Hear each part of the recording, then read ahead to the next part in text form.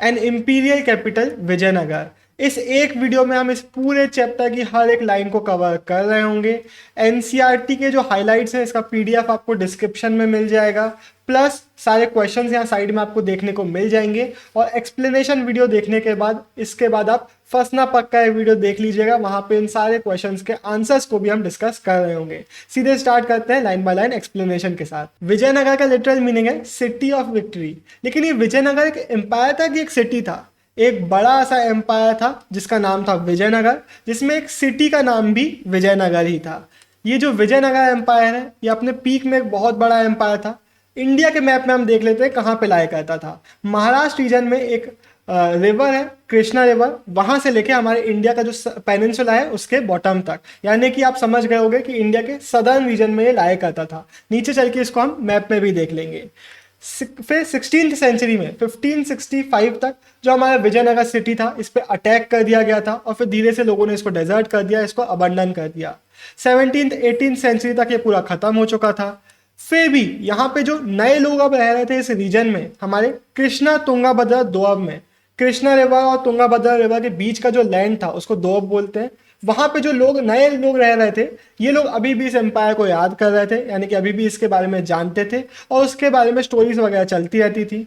तो ये लोग इसको हम्पी बुलाते थे। अब ये नया टर्म हम्पी कैसे आ गया? यहाँ की लोकल गॉडेस थी पंपा देवी, ये इन मदर गॉडेस के नाम से इस जगह का नाम याद किया जाता है हम्पी। हमारे आर्कियोलॉजिस्ट जो हैं, हमारे हिस्टोरियंस जो हैं, वो यहाँ की जो ओरल ट्रेडिशंस है, जो किस्से कहानियाँ हैं, जो आर्कियोलॉजिकल फाइंड्स हमें मिलते हैं, हमें मॉन्यूमेंट्स मिलते हैं, हमें इंस्क्रिप्शंस मिलते हैं, बाकी रिकॉर्ड्स हमें मिलते हैं, इनके थ्रू हमारे स्कॉलर्स इस विजयनगर एम्पायर को रीडिस्कवर करते हैं। तो वही हम इस चैप्टर में एक जर्नी को देखने वाले हैं। यहाँ पे आप वॉल देख सकते हो इस विजयनगर एम्पायर की, यहाँ की जो वॉलिंग थी वो भी काफ़ी कमाल थी, उसको हम देखेंगे। हम्पी के जो रूइंस थे, यानी कि यहाँ के जो रिमेन्स हमें मिले हैं, इनको पहली बार नोटिस में लेके आए थे कॉलोनल कॉलिन मैकेंजी 1800 में।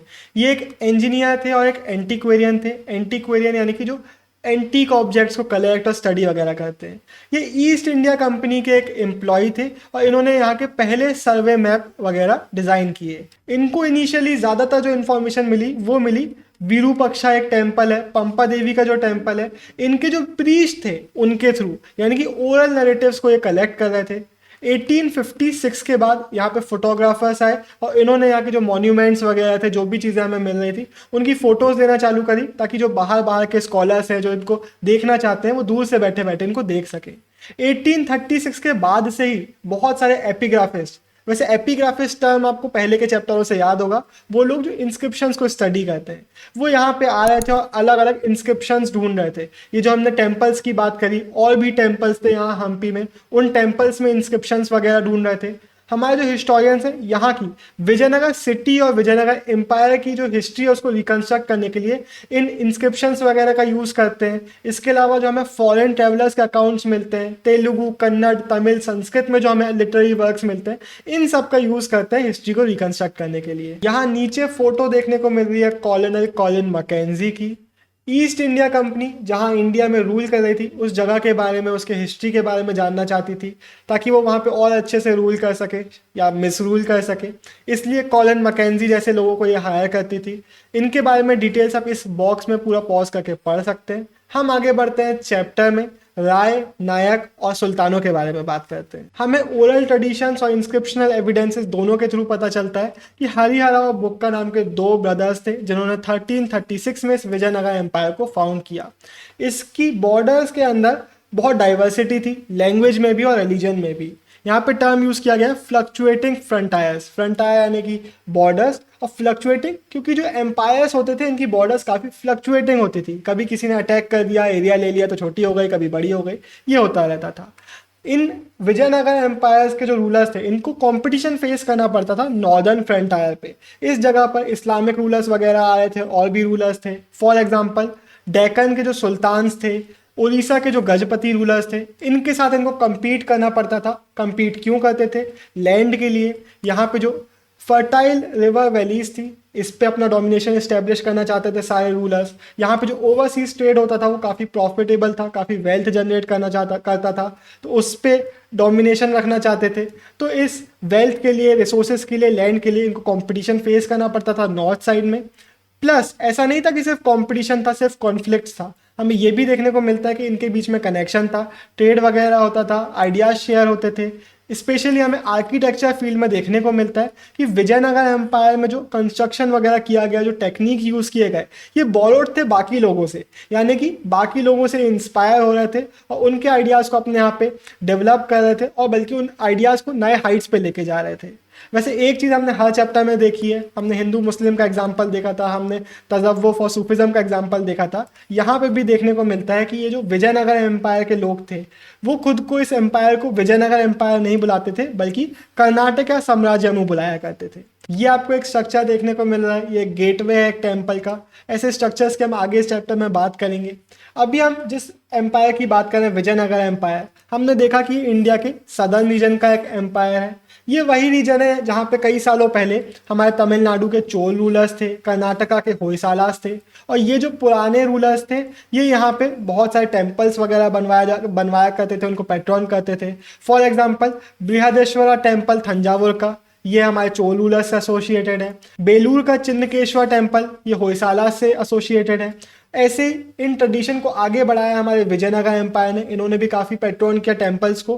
प्लस ये जो टेम्पल बिल्डिंग का पैट्रोनेज का जो ट्रेडिशन था इसको एक अलग लेवल पे लेके गए, इसकी हम इस चैप्टर में आगे बात कर रहे होंगे। अब सिंस नॉर्थ साइड में कंपटीशन फेस करना पड़ता है तो कैवेलरी काफ़ी ज़्यादा स्ट्रॉन्ग थी इन लोगों की। कैवेलरी यानी कि जो हॉर्समैन होते थे उन लोग का यूज़ करते थे ये लोग वॉर्स वगैरह के लिए। तो हॉर्स चाहिए तो हॉर्स का इम्पोर्ट्स काफ़ी ज़्यादा इंपॉर्टेंट था, सिर्फ इनके लिए नहीं, जो बाकी जो राइवल्स थे उनके लिए भी। और ये हॉर्स का ट्रेड होता था अरेबिया और सेंट्रल एशिया के साथ।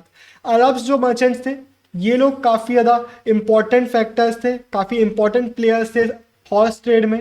लेकिन हमारे लोकल कम्युनिटीज़ भी डेवलप हो चुकी थी। कुदिराई छेत्तीस नाम की कम्युनिटी थी जो हॉर्स मर्चेंट्स का काम कर रहे थे, हॉर्स ट्रेड में पार्टिसिपेशन ले रहे थे। 1498 के बाद और भी नए प्लेयर्स हमारे पॉलिटिकल सीन में है। ये थे पोर्टुगीज़। ये हमारे वेस्ट कोस्ट से इंडियन सब कॉन्टिनेंट में इन्होंने एंट्री मारी और यहाँ पे इन्होंने ट्रेड करना चालू किया, मिलिट्री स्टेशंस वगैरह सेटअप किए। अब एक जनरल क्वेश्चन आता है कि कैसे ऐसे घुस गए ये लोग, डायरेक्टली हमारे मिलिट्री लेके आ गए और ट्रेड वगैरह करने लग गए। इन लोग के पास जो मिलिट्री टेक्नोलॉजी थी वो सुपीरियर थी। ये लोग मस्केट्स वगैरह यानी कि बंदूक वगैरह लेके आते थे, गनमैन लेके आते थे, और इसके थ्रू अपनी मिलिट्री सुपीरियरनेस के थ्रू ये लोग हमारे इंडिया के जो पॉलिटिकल सिनेरियो था उसमें घुस गए। जो विजयनगर एम्पायर था ये सिर्फ घोड़े ट्रेड नहीं करता था बल्कि और भी चीज़ें ट्रेड करने के लिए काफ़ी फेमस था। फॉर एग्जांपल स्पाइसेस हो गए, टेक्सटाइल हो गए, प्रेशियस स्टोन्स वगैरह हो गए। बेसिकली ये काफ़ी प्रॉस्पेरस एम्पायर बन रहा था। तो यहाँ की जो वेल्दी सिटीज़ थी उनके लिए एक स्टेटस सिंबल भी था ये ट्रेडिंग करना। जो वेल्दी पॉपुलेशन होती थी वो डिमांड करती थी कि हाई वैल्यू सामान लेके आ जाए, हाई क्वालिटी एक्जॉटिक गुड्स, बाहर से इंपोर्टेड गुड्स वगैरह मंगाए जाए, और इन लोग यहाँ पे ट्रेड काफ़ी ज़्यादा कर रहे थे। प्रेशियस स्टोन्स हो गए, ज्वेलरी हो गई, इनका ट्रेड भी यहाँ पे बहुत होता था। बेसिकली जो स्टेट थी उसके लिए जो ट्रेड था वो काफ़ी एक इंपॉर्टेंट चीज़ था। उनकी जो वेल्थ आती थी, उनका जो ज़्यादा से ज़्यादा प्रॉस्पेरिटी आती थी वो ट्रेड के थ्रू आती थी। अब हम थोड़ा बात करते हैं विजयनगर एम्पायर में पावर की। यहाँ पे पावरफुल दो फिगर थे, एक हो गए हमारे किंग्स वगैरह और दूसरे हो गए यहाँ के मिलिट्री कमांडर्स। ये दोनों ही काफ़ी ज़्यादा पावर होल्ड करते थे। यहाँ पे दो टर्म दिए हुए हैं, एक है डायनेस्टी, एक है लिनिएज। इन टर्म्स को हम थोड़ा समझ लेते हैं। फॉर एग्जाम्पल मुगल एक डायनेस्टी है, यानी कि एक फैमिली जो लगातार रूल करती चली गई, और इसमें जो बाबर, हुमायूं, अकबर जो लाइन से किंग्स आ रहे हैं ये इसका लिनिएज हो गया। तो एक डायनेस्टी है उसमें जो लाइन से किंग आ रहे हैं वो उसका लिनिएज है। यहाँ पे जो पहली डायनेस्टी आई थी वो थी संगम डायनेस्टी। हरिहरा और बुक्का संगम डायनेस्टी को बिलोंग करते थे और इन्होंने 1485 तक रूल किया। इसके बाद आए द सलूवास। सलूवास एक डायनेस्टी नहीं थी, ये मिलिट्री कमांडर्स थे जिन्होंने पुरानी हमारी संगम डायनेस्टी को ओवरटेक कर दिया था और 1503 तक इन्होंने रूल किया। फिर आए तलुवा डायनेस्टी, और तलुवा डायनेस्टी को ये हमारे कृष्णदेव राय बिलोंग करते थे। कृष्णदेव राय का नाम अलग से इसलिए लिया गया क्योंकि कृष्णदेव राय सबसे ज़्यादा एक पावरफुल और वेल नोन फिगर थे इस हमारे पूरे विजयनगर एम्पायर के। वैसे मेरे को एकदम से अभी अभी क्लिक हुआ, शायद मैंने आपको पहले नहीं बताया कि यहाँ के जो रूलर्स थे वो खुद को राय बुलाते थे। बताओ ज़रा कमेंट में मैंने पहले ये बोला है कि नहीं।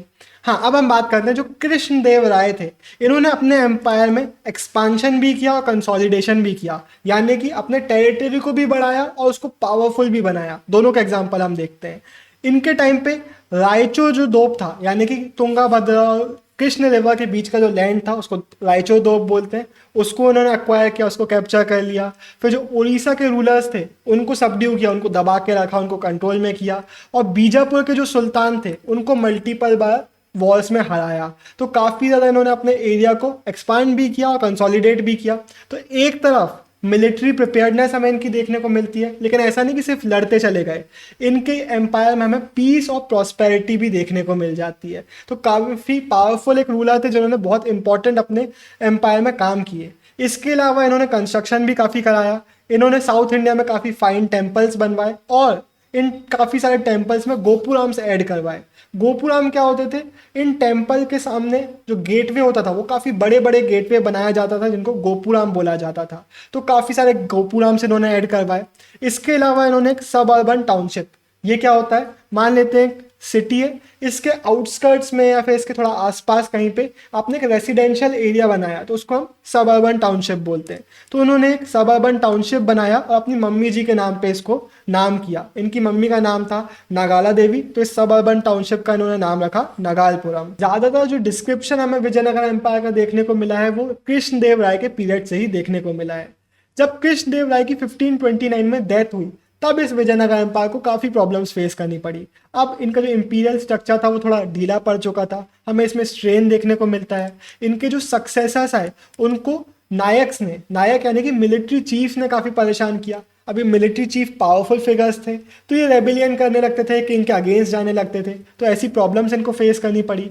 1542 में डायनेस्टिक चेंज हुआ, अरेविदूज अब पावर में आ गए। अराविदु आखिरी डायनेस्टी थी, आखिरी वो फैमिली थी जिसने यहाँ पे रूल किया। तो टोटल हमने 3 फैमिलीज देखी जिन्होंने रूल किया, प्लस एक हमने सलुवास देखे जो कि मिलिट्री कमांडर्स पावर में आ गए थे। कृष्णदेव के पहले भी और बाद में भी ऐसा होता रहता था कि अलायंस बनते और टूटते रहते थे, यानी कभी कोई सुल्तान टीम अप हो गए, कभी विजयनगर के एम्पायर टीम अप हो गए किसी के साथ, ऐसे चीज़ें होती रहती थी, बैटल्स वगैरह चलते रहते थे। लेकिन एंड ऐसे ही हुआ कि मल्टीपल सल्तनत्स ने टीम अप कर लिया, अलायंस बना लिया विजयनगर एम्पायर के अगेंस्ट और इनको हरा दिया।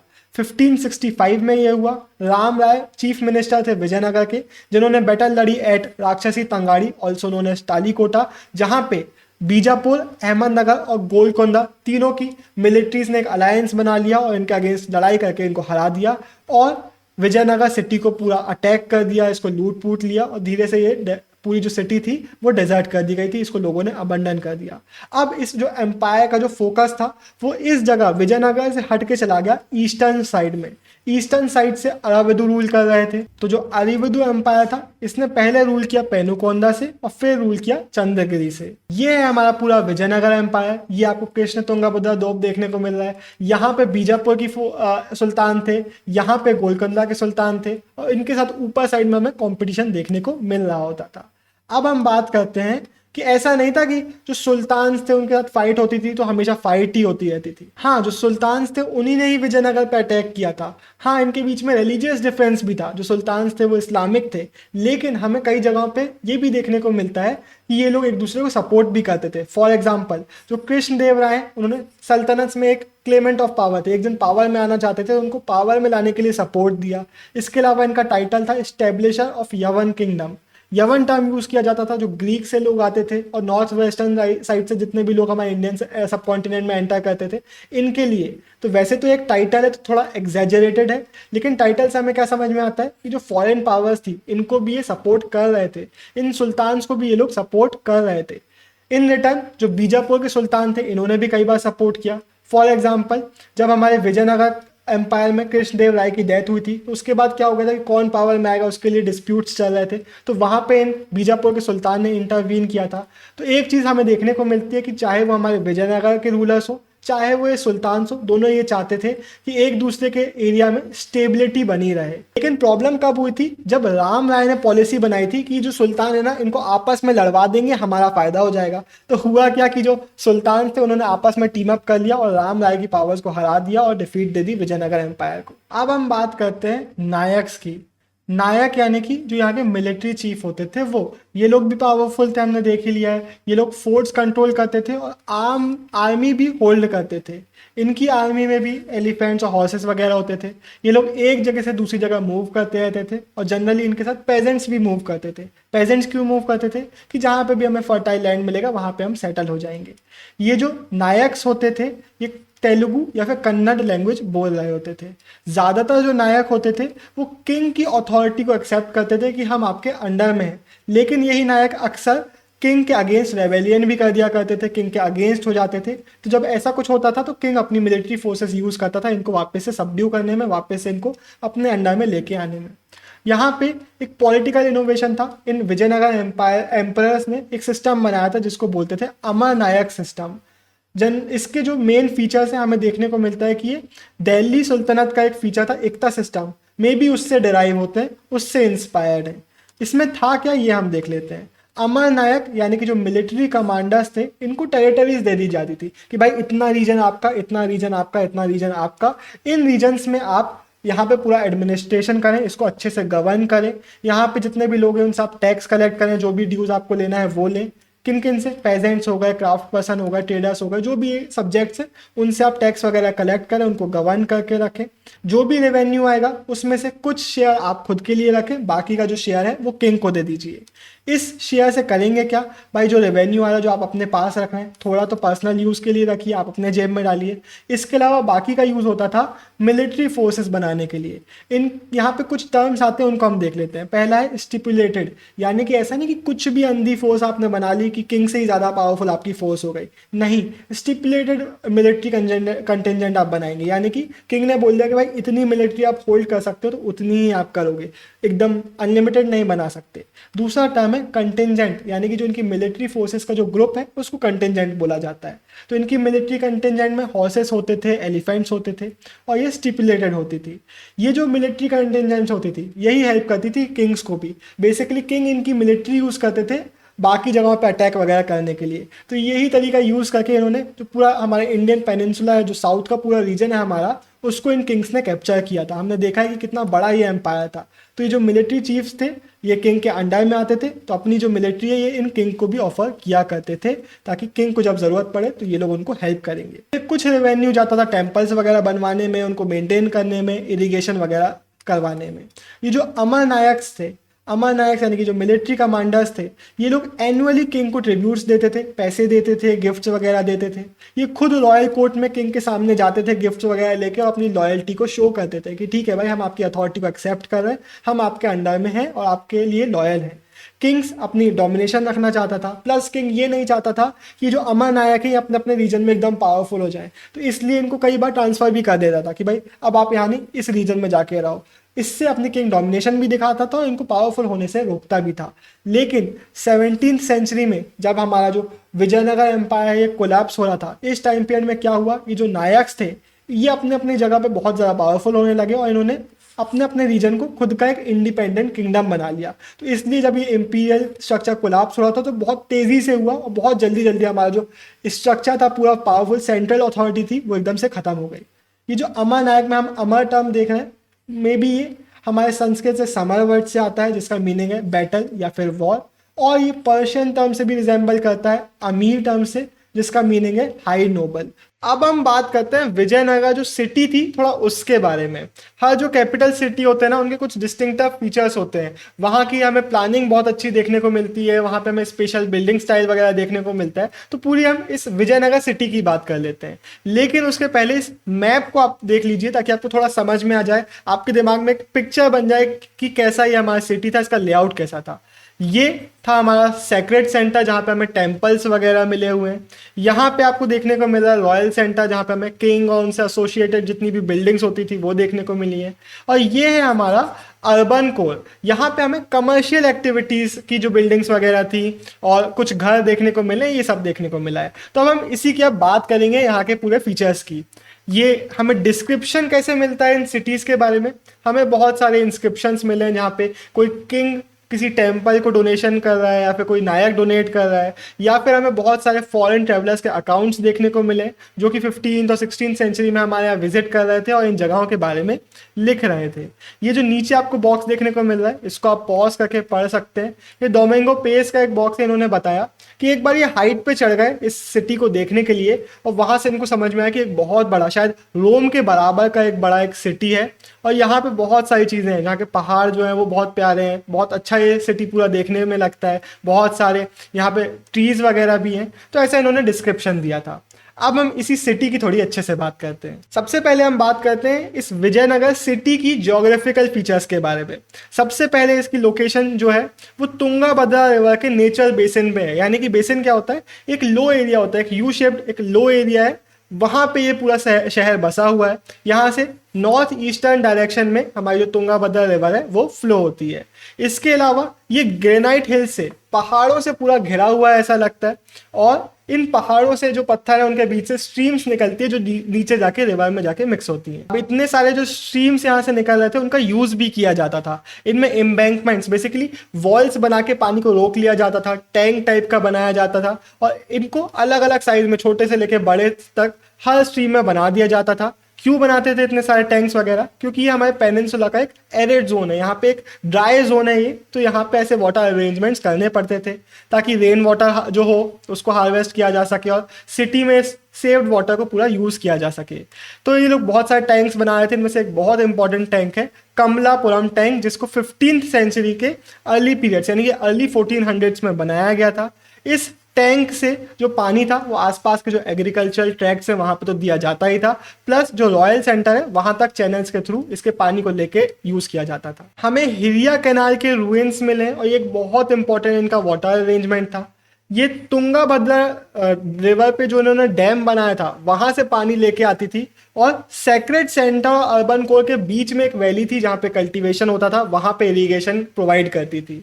बोला जाता है कि इसको संगम डायनेस्टी के जो किंग्स थे उन्होंने बनवाया था। इस चैप्टर में हमें ये जो साइड में बॉक्सेस देखने को मिल रहे हैं, इसमें डिस्क्रिप्शन दिए हुए हैं फॉरेन ट्रैवलर्स के कि इन्होंने सिटी के बारे में क्या बोला, डैम के बारे में क्या बोला। इसको सिर्फ एक बार पॉज करके पढ़ लीजिएगा। ये आपको पूरा याद करने की जरूरत नहीं है, आपको क्वेश्चन आंसर में कभी नहीं पूछा जाएगा, एटमैक्स से सोर्स में आएगा। लेकिन यहाँ पे हम जो डिस्क्रिप्शन देखने वाले हैं रजाक के या फिर पेस के, ये बहुत ज्यादा इंपॉर्टेंट है, इनको ध्यान से सुनिएगा। तो अब सिटी के बारे में और बात करने के पहले हम एक बहुत इंपॉर्टेंट फीचर की बात करते हैं, वो है यहाँ का फोर्टिफिकेशन। यहाँ पे जब अब्दुल रजाक आए, अब्दुल रजाक कौन थे? पर्शिया से एक एम्बेसडर आए थे हमारे कैलीकट में 15th सेंचुरी में, और इन्होंने यहाँ का फोर्टिफिकेशन देख के बहुत ज़्यादा इंप्रेस हो गए। तो उसका डिस्क्रिप्शन भी इन्होंने दिया। इन्होंने बताया कि यहाँ पे 7 लाइन्स ऑफ फोर्ट्स है, यानी कि ऐसा नहीं है कि सिटी के बाहर बाहर एक दीवार खींच दी हो गया फोर्टिफिकेशन, बल्कि यहाँ पे बहुत इलेबोरेट फोर्टिफिकेशन किया गया है। जो फोर्टिफिकेशन है, जो वॉल्स वगैरह यहाँ पे बनाए गए हैं, उसी के अंदर जो आसपास के एग्रीकल्चरल हिंटरलैंड है, हिंटरलैंड यानी कि सिटी के आसपास बाहर साइड में जो एग्रीकल्चरल ट्रैक्ट्स थे प्लस जो फॉरेस्ट एरियाज थे, उनको भी वॉल से इन्होंने कवर किया है। तो सबसे बाहर की जो वॉल है उसमें इन्होंने जो आसपास के हिल्स थे विजयनगर सिटी के, उनको कवर किया है। फिर यहाँ पे जो वॉल्स है उनका डिस्क्रिप्शन देख लेते हैं। यहाँ पे थोड़े कॉम्प्लिकेटेड टर्म्स देखने को मिलेंगे, मैं सारे आपको एक्सप्लेन करूंगा। Made of massive masonry construction, यानी कि बड़े बड़े पत्थरों से इन वॉल्स को बनाया गया था। आज की डेट पे जब हम वॉल्स बनाते तो हम क्या करते हैं, ब्रिक्स लगाते हैं और फिर वहां पे सीमेंट लगाते हैं। लेकिन यहाँ पे कोई भी सीमेंटिंग एजेंट या फिर मोर्टार यानी कि कोई भी ग्लू लाइक सब्सटेंस यूज नहीं किया गया है। जो स्टोन्स होते थे वही ऐसे शेप के होते थे कि वो एक दूसरे से कनेक्ट होते जाते थे। इनका शेप कैसा था, ये एक तरफ से स्लाइटली टेपर्ड थे, यानी कि नीचे साइड से वाइड है, ऊपर साइड से थिन है, तो वो एक दूसरे के साथ कनेक्ट होते जाते थे। तो ये जो स्टोन ब्लॉक्स होते थे ये वेज शेप्ड होते थे, यानी कि नीचे से थिक होते थे, ऊपर से थिन होते थे, और ये एक दूसरे से कनेक्ट होते जाते थे। जो वॉल का इनर पोर्शन होता था बीच साइड में, ये लोग रबल भर देते थे, यानी कि छोटे छोटे पत्थर के टुकड़े वगैरह, मिट्टी वगैरह अंदर भर देते थे उसको और स्ट्रेंथन करने के लिए। फिर यहाँ के वॉल्स में स्क्वायर या रेक्टेंगुलर बेस्टियंस बनाए गए। बेसिकली ये क्या होते हैं, मान लेते हैं वॉल है तो यहाँ पे ऐसा स्क्वायर या फिर रेक्टेंगुलर आगे की तरफ वॉल को निकाला गया है। कई जगहों पे हमें देखने को मिलता है कि टावर लाइक स्ट्रक्चर बना दिए जाते थे पुराने ज़माने में। तो इन बेस्टियंस का काम क्या होता था, डिफेंसिव पर्पस से बनाए जाते थे। ये डिफेंसिव लाइन को स्ट्रेंथन करते थे, यहाँ से आप ऑब्जर्व वगैरह कर सकते हो, अटैक वगैरह कर सकते हो, इसलिए बनाए जाते थे। लेकिन अब एक बात बताओ, इसमें नया क्या है? पुराने ज़माने में फोर्टिफिकेशन के लिए वॉल्स तो बनाते ही थे, नया है कि यहाँ पे एग्रीकल्चरल ट्रैक्ट्स को भी इंक्लूड किया गया है। जो एग्रीकल्चरल फील्ड्स हैं वो वॉल्स के अंदर हैं। अब्दुल रज़ाक ने क्या बताया कि फर्स्ट, सेकंड और थर्ड वॉल्स के बीच में हमें कल्टीवेटेड फील्ड्स, गार्डन्स और हाउसेस भी देखने को मिल जाते हैं। पेस ने भी इसी चीज़ के बारे में लिखा, फर्स्ट सर्किट ऑफ वॉल्स के बाद आप एंटर करो तो वहाँ पे आपको बहुत बड़ा डिस्टेंस देखने को मिलता है सिटी और इनके बीच में, जहाँ उस गैप में राइस ग्रो किया जा रहा है, फील्ड्स में गार्डन्स बने हुए हैं और बहुत सारा पानी है, और पानी आ रहा है 2 लेक से। तो ये इनका डिस्क्रिप्शन था, इनके वर्ड्स थे। लेकिन हमने पिछले कुछ चैप्टर में एक चीज़ नोटिस करी है, कई बार ये जो फॉरेन ट्रेवलर्स होते थे ना, कि इनके अकाउंट्स में गड़बड़ियाँ होती थी। तो हमारे जो आर्कियोलॉजिस्ट हैं वो भी इन अकाउंट को करोबोरेट करते हैं। हमें प्रेजेंट डे में हमारे जो आर्कियोलॉजिस्ट एविडेंसेस ढूंढते हैं, उनके थ्रू पता चलता है कि नहीं ये गलत नहीं थे, हमें भी एविडेंसेस मिले। हमें एग्रीकल्चरल ट्रैक्ट देखने को मिला है सेक्रेड सेंटर और अर्बन कोर के बीच में। इसके अलावा हमें कैनाल सिस्टम देखने को मिला है, इन जगहों पर तुंगा भद्रा रिवर से पानी लेके आया जा रहा था। अब क्वेश्चन आता है क्यों? आप सिर्फ पैलेसेस को फोर्टिफाई कर लो ना, एग्रीकल्चरल फील्ड को फोर्टिफाई करने की क्या जरूरत है? इसको हम देखते हैं। मिडीवल टाइम पीरियड पे, मिडीवल टर्म जनरली हम रेफर करते हैं 5th 6th से लेके 15th 16th सेंचुरी का टाइम पीरियड। इस टाइम पे जो सीजेस होते थे, लोग क्या करते थे, जहाँ पे भी अटैक कर रहे किसी सिटी पे या फिर किसी जगह पर, किसी पैलेस पे, तो उसको क्या करते थे, घेर लेते थे और बोलते थे कि अब आप यहाँ से बाहर नहीं निकल सकते, तो जहाँ से भी आपका खाना आएगा वो आपको नहीं मिलेगा, हम आपको निकलने ही नहीं देंगे यहाँ से बाहर। ऐसे सीजेस करते थे, और ये जो सीजेस होते थे वो कई बार मंथ्स तक, कई बार ईयर्स तक चल जाते थे, और जो जिस पे भी अटैक किया जा रहा है उसको जब खाना ही नहीं मिलेगा तो उसको सबमिट करना ही पड़ेगा, उसको हार माननी ही पड़ेगी। तो ये पर्पस होता था इन सीजेस का। तो इसके लिए 2 ऑप्शन होते हैं किंग के पास। ऑप्शन नंबर 1 जो बहुत सारे किंग यूज करते थे कि पहले इसके अंदर या फिर अपने मेन फोर्टिफिकेशन के अंदर बड़े बड़े ग्रेनरीज बनवा लिए। इन ग्रेनरीज में हमने फूड स्टोर करके रखा हुआ है, ग्रेन्स को स्टोर करके रखा हुआ है, ताकि आप सीज करोगे तो लंबे टाइम तक हम चल सकते हैं, तो हमें दिक्कत नहीं होगी। लेकिन विजयनगर एम्पायर ने एक और कॉम्प्लेक्स और एक बड़ा स्टेप उठाया। इन्होंने एक बहुत एक्सपेंसिव स्टेप उठाया, और इन्होंने क्या किया, जो एग्रीकल्चरल ट्रैक्ट है उसी को ही फोर्टिफाई कर लिया कि अब आप करो बाहर से सीज। हमने बात करी है 7 लाइन ऑफ फोर्टिफिकेशन की। जो सेकेंड लाइन है वो निकलती है हमारे अर्बन कॉम्प्लेक्स के अंदर से। जो थर्ड लाइन है वो रॉयल सेंटर को कवर करती है, और इसमें भी रॉयल सेंटर के अंदर जो इम्पोर्टेंट बिल्डिंग्स थी उनको भी अलग से हाई वॉल से कवर किया गया था। अब ये जो वॉल्स होते थे इनमें गेट्स होते थे, और इन गेटवेज को गार्ड किया जाता था सिक्योरिटी पर्पजेस के लिए। तो जो सिटी है और जो बाकी मेजर रोड्स है इनका कनेक्शन इन गेटवे के थ्रू होता था। तो ऐसा नहीं था यहाँ पे कि कोई भी घुस रहा है, कहीं से भी आ रहा है। गेटवेज के थ्रू सिक्योरिटी इनहांस की गई थी। अब इन गेटवेज से एक और चीज होती थी, कई बार ये भी पता चलता था कि आप किस बिल्डिंग में एंटर कर रहे हो। इनका एक डिस्टिंक्टिव आर्किटेक्चरल फीचर था। हमने पहले ही एक टर्म देख लिया है गोपुराम। इन गोपुराम्स के थ्रू पता चल जाता था कि अंदर एक बड़ा सा टेम्पल है। इसके बारे में हम चैप्टर में आगे बात करेंगे। फिर अगर आप ये फिगर देखते हो तो यहाँ पे आपको आर्च देखने को मिल रहा है, गेटवे के ऊपर आपको एक डोम देखने को मिल रहा है। बोला जाता है कि जो टर्किश रूलर्स थे, सुल्तान्स थे, वो जब इंडिया में आए तो वो ये हमारा जो आर्किटेक्चरल फीचर है वो यहाँ पे लेके आए थे। और आर्ट हिस्टोरियंस इस स्टाइल को बुलाते हैं इंडो इस्लामिक आर्ट स्टाइल, क्योंकि इस्लामिक रूलर्स हमारे यहाँ आए थे, और इंडो इसलिए क्योंकि हमारे इंडिया में आके जो आर्ट स्टाइल है ये काफ़ी ब्यूटीफाई भी हुआ, काफ़ी यूज़ भी हुआ, काफ़ी इन्हांस भी हुआ। तो एक ब्लेंडिंग थी इस्लामिक और इंडियन आर्ट स्टाइल्स की। अब जो ये रोड्स हैं जो सिटी के अंदर आ रही हैं, बाहर जा रही है, इनको भी हमारे आर्कियोलॉजिस्ट स्टडी करते हैं। पता कैसे चलता है कि कहाँ पे रोड है कहाँ नहीं है? तो सबसे पहले तो जहाँ पे गेटवेज मिलते हैं वहाँ से रोड मिल जाती है, उनको हम ट्रेस करते हैं। कुछ जगहों पे हमें पेवमेंट्स मिले, यानी कि ज़मीन पे पत्थर लगे हुए हैं चलने के लिए, इनको हम देखते हैं। हमें जनरली देखने को मिला कि जो रोड्स होती थी वो रॉकी रीजन्स को स्किप कर देती थी और वैलीज के थ्रू अंदर से निकल रही होती थी। कुछ हमें जो इंपॉर्टेंट रोड नेटवर्क्स देखने को मिले वो टेम्पल के गेटवे से स्टार्ट हो रहे होते थे, और इन रोड्स के आजू बाजू हमें देखने को मिलता है कि बाजार लगे हुए थे, ट्रेडिंग वगैरह हो रही होती थी। अब अगर अपन अर्बन कोर की तरफ जाने वाले रास्ते में आगे बढ़े तो वहाँ पे हमें ऑर्डिनरी लोगों के घरों के एविडेंस बहुत कम देखने को मिले। यहाँ पे हमें चाइनीज पोर्सलेन, जो चीनी मिट्टी के प्रोडक्ट्स होते हैं, चीनी मिट्टी के प्रोडक्ट्स यहाँ पे देखने को मिले। फॉर एग्जांपल हमारे जो नॉर्थ ईस्टर्न कॉर्नर है अर्बन कोर का, वहाँ पे हमें मिले हैं देखने को। तो इससे हमें समझ में आता है कि यहाँ पे मे बी रिच ट्रेडर्स रहते होंगे जो कि इन प्रोडक्ट्स को यूज़ करते होंगे। ये वो रीजन है जहाँ पे मुस्लिम रेसिडेंस था। ये कैसे पता चलता है? यहाँ पे हमें टूम्स देखने को मिले, मॉस्क देखने को मिले। अब वैसे तो टूम्स और मॉस्क मंदिर से अलग होते हैं, लेकिन इंटरेस्टिंगली यहाँ पे हमें जो आर्किटेक्चरल फीचर्स देखने को मिले वो हमारे जो टेम्पल्स मिले हम्पी के उसके सिमिलर है। फॉर एग्जांपल टेम्पल्स में भी मंडप्स बनाए जाते थे और इन मॉस्क वगैरह में भी हमें ये देखने को मिले हैं। अब मंडप्स क्या होते थे इस चैप्टर में हम थोड़ा आगे जाके समझेंगे, लेकिन एक चीज़ क्लियर है कि हमें आर्किटेक्चरल सिमिलैरिटी इन दोनों में देखने को मिली है।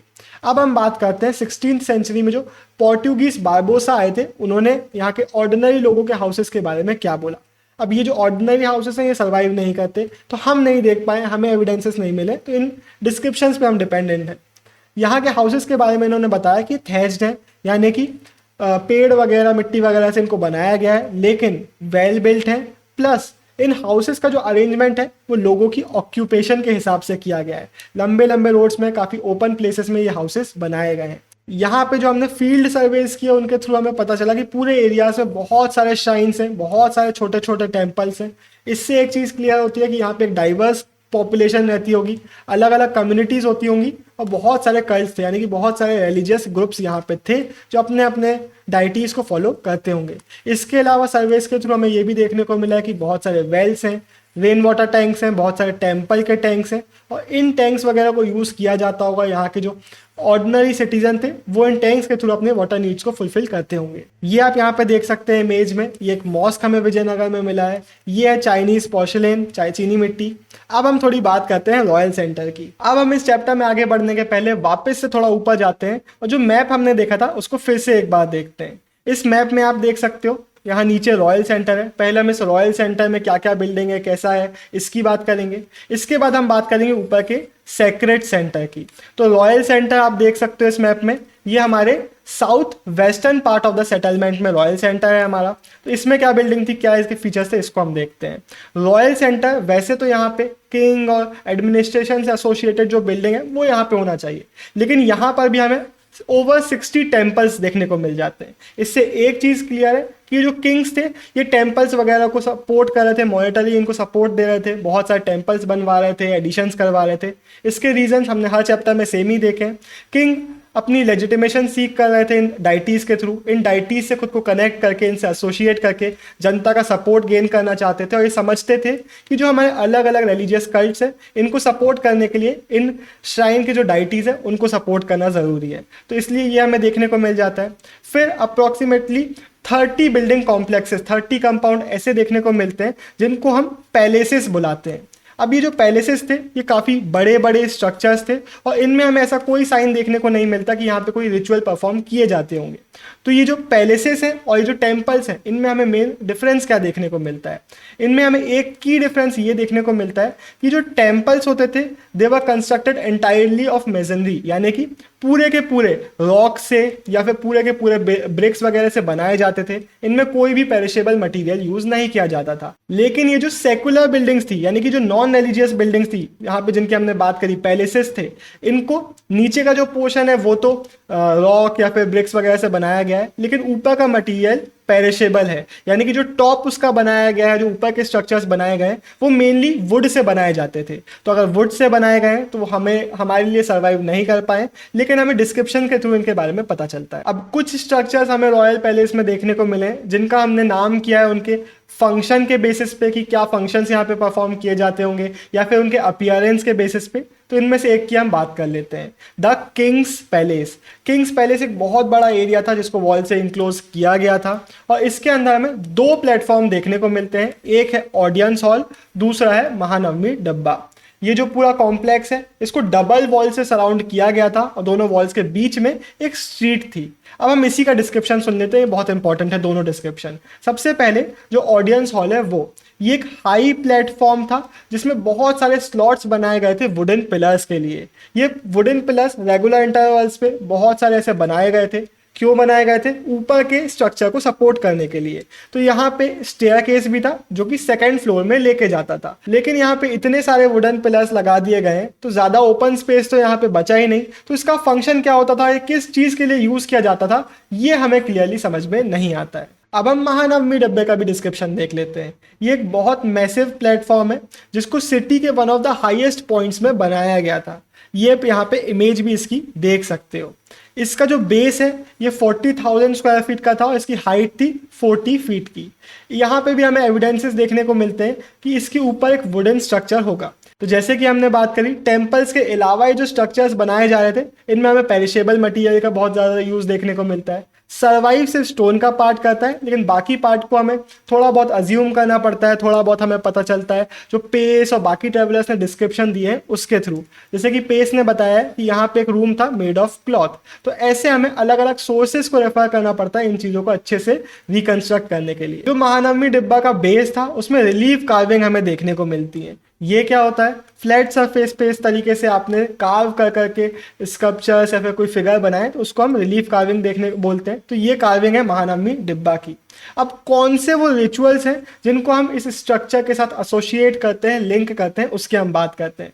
महानवमी का लिटरल मीनिंग क्या होता है, द ग्रेट नाइन्थ डे। किस चीज़ का, एक 10 डे हिंदू फेस्टिवल होता है जो कि ऑटम के टाइम पे सितंबर अक्टूबर के मंथ्स में आता है, जिसको अलग अलग जगह पर हम अलग नाम से बुलाते हैं। फॉर एग्जांपल नॉर्थ इंडिया में दशहरा, बंगाल में दुर्गा पूजा, या फिर हमारे पेनिनसुलर रीजन में नवरात्रि या फिर महानवमी। तो यहाँ पे बहुत सारे रिचुअल्स परफॉर्म किए जाते थे, उसकी हम बहुत डिटेल में बात करेंगे। इस टाइम पे जो किंग होते थे विजयनगर के, वो अपनी प्रेस्टीज, अपनी पावर, अपनी सुजरेनिटी यानी कि अपनी जो अथॉरिटी है, अपना जो डोमिनेशन है, कंट्रोल है, उसको दिखाते थे।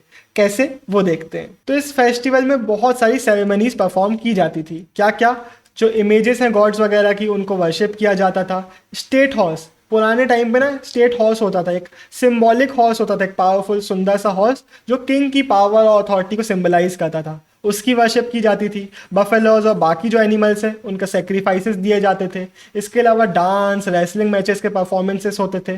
प्रोसेशंस यानी कि परेड निकाली जाती थी। इस परेड में हॉर्सेस होते थे, एलिफेंट्स होते थे, चैरियट्स और सोल्जर्स होते थे। ये सारे कैप्रिजन यानी कि इन सबको सजा दिया जाता था और सजा धजा के परेड में निकाला जाता था। ये सारे परफॉर्मेंसेस वगैरह होते थे किंग और उनके जो गेस्ट है उनके सामने, और जो नायक्स वगैरह हैं और सबॉर्डिनेट किंग्स यानी कि किंग के अंडर में जो सबॉर्डिनेट छोटे छोटे किंग्स वगैरह हैं, वो सब यहाँ पे आते थे गिफ्ट्स वगैरह लेके, और ये किंग को उनके गेस्ट को दिया करते थे। यहाँ पे जितनी भी चीज़ें होती थी इनकी बहुत सिम्बॉलिक, डीप सिम्बॉलिक मीनिंग्स होते थे। रिचुअल्स परफॉर्म किए जाते थे किंग के सामने, और बहुत सारी चीज़ें होती थी जो कि एक सिंबलाइज करती थी किंग की अथॉरिटी को, किंग की पावर को, और इस तरीके से बहुत सारी चीज़ें हो रही होती थी। जब लास्ट डे आता था इस फेस्टिवल का, तो जो किंग होता था वो अपनी खुद की और अपने नायकों की आर्मी को इंस्पेक्ट करता था। ये एक बड़ी सी सेरेमनी एक बड़े से ओपन एरिया में होती थी, जहाँ पे जो नायक्स होते थे वो बड़ी बड़ी गिफ्ट्स भी लाते थे इन किंग्स के लिए, और एक स्टिपुलेटेड ट्रिब्यूट कि इतना ट्रिब्यूट तो देना ही है, वो ट्रिब्यूट भी लेके आते थे और किंग को ऑफर किया करते थे। अब एक क्वेश्चन आता है, क्या ये सारी चीज़ें महानवमी डिब्बा में हो रही थी, जो अभी हमने जिसका फिगर देखा वहाँ पे हो रही थी? हमारे स्कॉलर्स बोलते हैं कि नहीं। अगर आप इसके आसपास का एरिया देखो ना, तो इतनी ओपन स्पेस ही नहीं है कि यहाँ पे आप लोगों की या जानवरों की परेड निकाल लो, इतनी सारी चीज़ें कर लो। तो हमारे जो स्कॉलर्स हैं वो इस चीज़ को नहीं मानते। इसके अलावा बहुत सारे स्ट्रक्चर्स ऐसे हैं, और ये भी एक स्ट्रक्चर ऐसा ही है जिसका रियल मीनिंग क्या है, क्या यूज़ था, वो हमें एक्चुअल में समझ में नहीं आया है। ये हमारे लिए एक एनिग्मा, एक मिस्ट्री, एक क्यूरियोसिटी, एक बड़ा सा क्वेश्चन मार्क की तरह खड़ा हुआ है, जो कि हमें शायद कभी नहीं पता चलेगा। अब हम रॉयल सेंटर की बाकी कुछ बिल्डिंग्स की बात कर लेते हैं। एक सबसे ब्यूटीफुल बिल्डिंग है यहाँ का लोटस महल। यहाँ साइड में आप लोटस महल की आर्च को देख सकते हो, ये भी बहुत प्यारा देखने में लग रहा है। इसका जो नाम है ये ब्रिटिश ट्रेवलर ने 19th सेंचुरी में रखा था। ये नाम तो काफ़ी रोमांटिक है, लेकिन इसका काम क्या था इसके बारे में हमें समझ में नहीं आता है। ये आप एक फोटोग्राफ देख सकते हो लोटस महल की। इसका जो काम है हम अज्यूम करने की कोशिश करते हैं, लेकिन क्लैरिटी से नहीं पता है। मैकेंजी जिन्होंने मैप बनाया था, इन्होंने सजेस्ट किया कि ये as a council chamber use किया जाता होगा, जहाँ पे किंग और एडवाइजर्स वगैरह मिलते होंगे। इसके अलावा जैसे कि मैंने आपको बताया था कि यहाँ पे हमारे रॉयल सेंटर में टेम्पल्स वगैरह थे, तो इन टेम्पल्स में से एक की हम पहले बात कर लेते हैं। ये सबसे one of the most beautiful temple है इस जगह का। ये काफ़ी शानदार एक स्कल्पचर है, इसका नाम है हजार राम टेम्पल। अब इतना शानदार स्कल्पचर है और हमारे रॉयल सेंटर में, तो इससे हम अज्यूम करते हैं कि किंग और उसकी जो फैमिली होती थी सिर्फ वही इसका यूज़ किया करती होगी। इसका जो सेंट्रल एक मेन श्राइन है, उसकी जो इमेजेस हैं वो तो मिसिंग है, लेकिन जो वॉल्स पे स्कल्पचर्स बनाए गए थे वो सर्वाइव करते हैं। यहाँ पे जो श्राइन की इनर वॉल थी उसमें रामायण का सीन को स्कल्प्ट किया गया था। ये आप देख सकते हो हजार राम टेम्पल की स्कल्पटिंग। तो कितने शानदार प्यारे प्यारे टेम्पल्स ये लोग बनवा रहे थे। हुआ क्या था ना, जब विजयनगर सिटी को अटैक किया गया था तो यहाँ के बहुत सारे स्ट्रक्चर्स को, बिल्डिंग्स को तोड़ दिया गया था। लेकिन ये जो ट्रेडिशन है इतने बड़े बड़े पैलेशियल स्ट्रक्चर्स यानी कि पैलेस लाइक स्ट्रक्चर्स बनवाने का, यहाँ पे जो नायक्स आए उन्होंने भी कंटिन्यू रखा, और नायक्स ने बहुत सारे ऐसे बिल्डिंग्स बनवाए थे जो कि सर्वाइव करते हैं। अब हम बढ़ते हैं किधर, सिटी के नॉर्दर्न साइड पे, जहाँ पे बहुत रॉकी रीजन था, पहाड़ों से घिरा हुआ था, ये बसा हुआ था तुंगाभद्रा नदी के किनारे। अब कुछ ट्रेडिशंस की हम बात करते हैं। किसी ट्रेडिशन का कहना है ये वही हिल्स हैं जिन्होंने वाली और सुग्रीव, जो कि रामायण के कैरेक्टर्स थे, इनके मंकी किंगडम को शेल्टर दिया था। फिर कुछ ट्रेडिशंस बोलते हैं कि यहाँ की जो मदर गॉडेस है लोकल, पंपा देवी, इन्होंने यहाँ पे इन हिल्स में पेनेंस किया था, यानी कि इन्होंने इन हिल्स पे तपस्या करी थी ताकि इनकी लॉर्ड विरूपक्षा से मैरिज हो जाए। लॉर्ड विरूपक्षा कौन है? ये यहाँ इस हमारे किंगडम के बहुत इंपॉर्टेंट डाइटी हैं, गार्डियन डाइटी, जो इस पूरे किंगडम को प्रोटेक्ट करके रखते हैं, बहुत ज़्यादा यहाँ पे वर्शिप किए जाते हैं। ये as a form of Shiva माने जाते हैं। तो इनकी जो मैरिज है पंपा देवी की और विरूपक्षा की, इस मैरिज को आज भी सेलिब्रेट किया जाता है विरूपक्षा टेम्पल के अंदर हर साल। इसके अलावा हमें जैन टेम्पल्स भी देखने को मिल जाते हैं इन हिल्स में। ये बहुत पुराने जैन टेम्पल्स हैं जो कि विजयनगर एम्पायर के स्टैब्लिश होने के बहुत पहले ही बन गए थे। तो हमें क्या समझ में आता है कि ये वो रीजन है और ये वो टाइम पीरियड है जहाँ पे बहुत सारे अलग अलग ट्रेडिशंस हमें देखने को मिल रहे हैं। और ये जो रीजन है यहाँ पे टेम्पल बिल्डिंग की एक बहुत बड़ी हिस्ट्री रही है, चाहे वो यहाँ पे जो 4th सेंचुरी के बाद पल्लव आए थे, या फिर चालुक्य हो गए, होयसालास हो गए, चोल हो गए, इन सभी डायनेस्टीज के जो रूलर्स थे इन्होंने टेम्पल बिल्डिंग्स कराई थी। यहाँ पे जो टेम्पल बिल्डिंग है ये बहुत टाइम से चल रही है, क्योंकि किंग्स हमेशा से ही खुद को डिवाइन से एसोसिएट करना चाहते हैं, चाहे वो एक्सप्लिसिटली, क्लियरली और डायरेक्टली करें, चाहे वो इनडायरेक्टली करें। सारे किंग्स चाहते हैं कि उनको इन डिवाइन फिगर्स के साथ एसोसिएट किया जाए, लिंक किया जाए। इनके रीजंस भी हम बहुत बार डिस्कस कर चुके हैं। ये जो टेम्पल्स बन रहे थे ये as centre of learning society में बनने लग गए थे। जो रूलर्स होते थे वो लैंड ग्रांट्स करते थे या फिर कोई और रिसोर्स मॉनिटरीली सपोर्ट करते थे, रिसोर्सेज प्रोवाइड करते थे ताकि इन टेम्पल्स को मेंटेन किया जा सके, और बनवाते तो थे ही। तो ये जो टेम्पल्स थे धीरे धीरे सोसाइटी में सिर्फ लर्निंग के नहीं बल्कि रिलीजियस, सोशल, कल्चरल, इकोनॉमिक सारी एक्टिविटीज़ के सेंटर्स बनने लगे थे।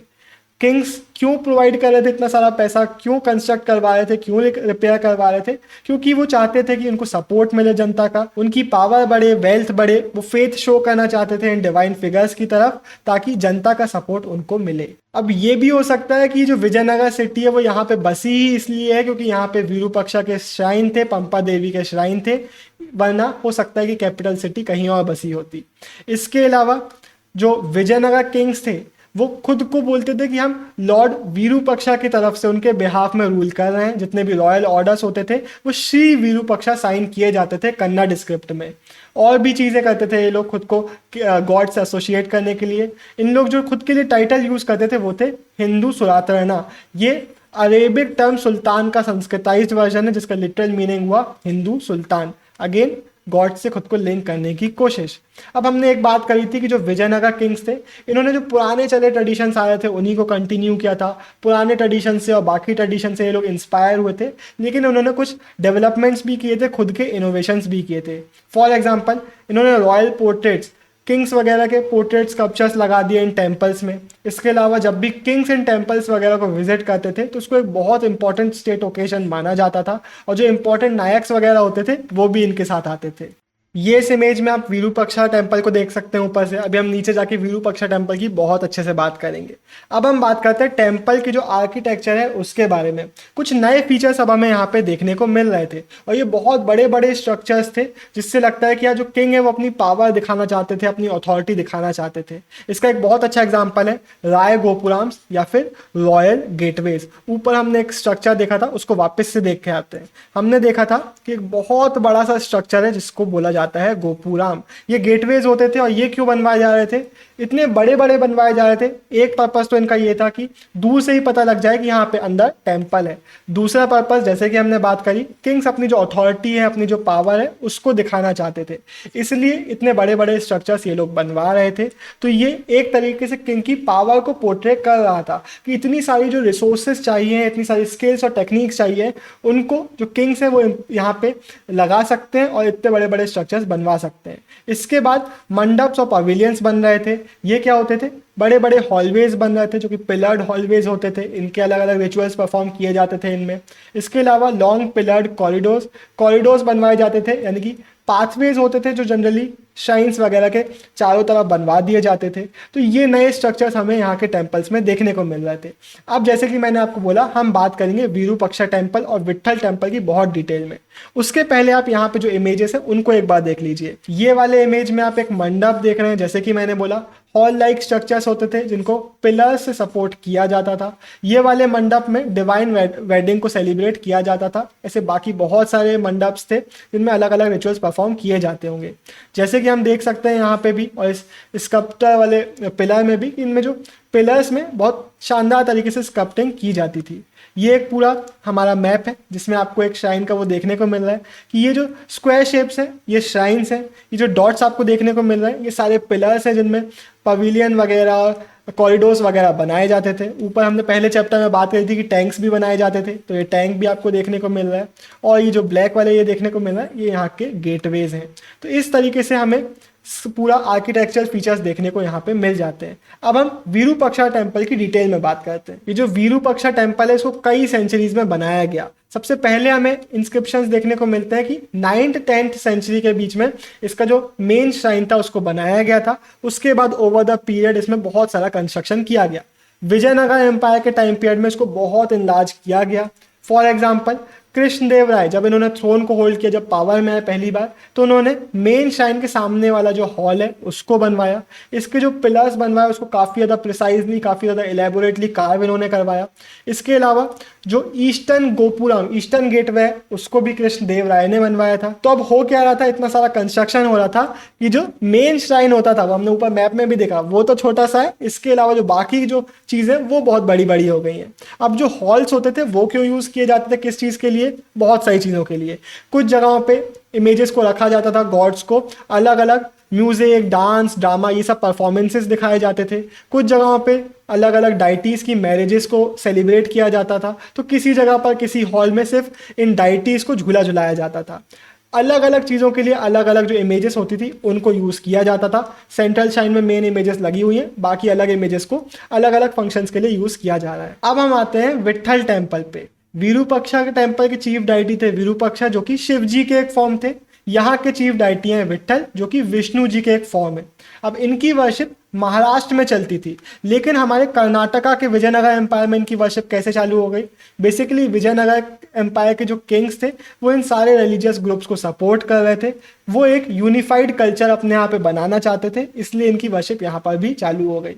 बाकी टेम्पल्स की तरह इसमें भी मल्टीपल हॉल्स थे, और यहाँ का एक यूनिक फीचर ये है कि इसका जो डिज़ाइन था वो एक चैरियट की तरह किया गया था। ऊपर हम इमेज में देख के आ जाते हैं, चैरियट यानी कि एक रथ की तरह किया गया था, जिसको आप यहाँ पर देख सकते हो। अब ये जो हमारा टेम्पल है इसका एक और इम्पॉर्टेंट फीचर ये है कि इसमें चैरियट स्ट्रीट्स थी। जो मेन गोपुराम था, जो एंट्रेंस गेटवे था, उसके सीधी लाइन में एक स्ट्रीट निकल के आती थी जिसको पेव किया गया था स्टोन स्लैब से। नीचे साइड पत्थर लगाए गए थे चलने के लिए। और आपको मैं यहाँ पे बना के दिखाता हूँ। एक ये हमारा गोपुराम में सीधी स्ट्रीट निकल के आ रही है जिसके आजू बाजू बहुत सारे पिलर्स बनाए गए हैं और पिलर्स पे ऐसा रूफ बनाया गया है, और इनका काम था, इन पे मर्चेंट्स ने अपनी अपनी दुकानें सेटअप कर ली थी। तो ये पूरा स्ट्रक्चर था हमारे विट्ठल टेम्पल का। आई होप आपने अच्छे से इसको विजुलाइज कर पाए होंगे। तो इस तरीके से इसको बनाया गया था। अब जैसे कि हमने पहले भी इसकी बात करी है, जब किंग्स बनाते थे तो उन्हीं का ट्रेडिशन नायक्स भी फॉलो कर रहे थे। तो नायक्स ने सिर्फ फोर्टिफिकेशन का काम नहीं किया, नायक्स ने टेम्पल बिल्डिंग का भी काम काफ़ी ज़्यादा किया, और बहुत सारे ऐसे बड़े बड़े गोपुराम्स हैं जिनको लोकल नायकों ने बनवाया था। अब इस पूरे चैप्टर में हमने जो इतने सारे फोटोज़ देखे हैं, प्लान्स देखे हैं, एलिवेशंस यानी कि स्कल्पचर्स और टेम्पल्स वगैरह की सामने से, पीछे से, साइड से फ़ोटोज़ देखी हैं, इन और स्कल्पचर्स हमने बहुत सारे देखे हैं। तो ये सब हमें मिलते कैसे हैं, इनको हमने प्रोड्यूस कैसे किया? सबसे पहले तो हमने देखा था कि इनिशियल फेज़ में मैकेंजी ने यहाँ पे सर्वे किया। फिर बहुत सारे ट्रेवलर्स के जो अकाउंट्स और इंस्क्रिप्शंस हमें मिले हैं उनको हमने स्टडी किया। 20th सेंचुरी के बाद से archaeological survey of India, Karnataka का डेवलपमेंट ऑफ आर्कियोलॉजी और म्यूजियम्स ने इस साइट को प्रिजर्व करने का काम किया। इस साइट को 1976 में साइट ऑफ नेशनल इंपॉर्टेंस की तरह रिकॉग्नाइज कर लिया गया था। तो इसकी इंपॉर्टेंस हम समझने लग गए थे, और प्रोजेक्ट लॉन्च किया गया कि यहाँ पे जितना भी मटेरियल रिमेन्स आपको मिल रहा है उन सब को डॉक्यूमेंट किया जाए, एक्सटेंसिव और इंटेंसिव सर्वेस किए जाएं। एक्सटेंसिव सर्वेस में एक बड़े एरिया को लिया जाता है, मेजर जो डिटेल से उनको रिकॉर्ड किया जाता है और इंटेंसिव सर्वेज में छोटे एरिया को लेके पूरी डिटेल में वहाँ पे एग्जामिनेशन किया जाता है, रिकॉर्डिंग की जाती है। तो अलग अलग रिकॉर्डिंग टेक्निक्स का यूज़ किया गया है इस जगहों पे। 20 ईयर्स से ज़्यादा तक बहुत सारे स्कॉलर्स ने यहाँ पे इंफॉर्मेशन को कंपाइल और इन्फॉर्मेशन को प्रिजर्व करने का काम किया। तो वैसे तो बहुत सारी चीज़ों का यूज़ किया जाता है हिस्ट्री को रिकंस्ट्रक्ट करने में, किसी भी जगह को समझने के लिए, लेकिन हम एक चीज़ की बात करेंगे, मैपिंग की, कि कैसे मैपिंग पूरी की जाती है। सबसे पहले ये हमारी एक साइट है जिसको हमें मैप करना है। इसको पूरा हमने 25 स्क्वायर्स में डिवाइड कर दिया गया है। हर एक स्क्वायर का नाम दे दिया गया है ABCDEFG। इसके बाद हम हर एक स्क्वायर को लेंगे। फॉर एग्जांपल हमने n को उठाया और इसको फिर से डिवाइड किया हमने 25 स्क्वायर्स में, NA NB NB NC ND NE।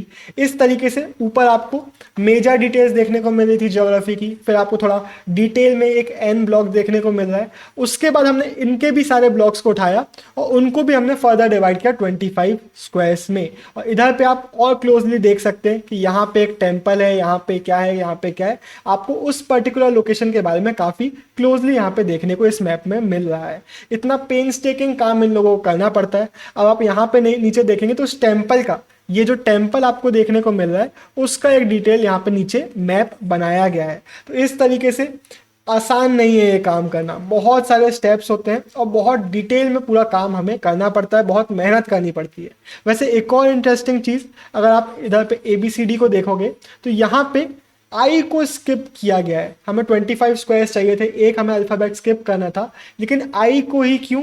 इसका आंसर मुझे NCERT में तो नहीं दिया हुआ है, इंटरनेट पे भी नहीं मिला। आई एम अज्यूमिंग कि आई को स्किप किया गया है क्योंकि आई थोड़ा बहुत 1 की तरह दिखता है, इसलिए आई को यहाँ पे स्किप कर दिया गया है।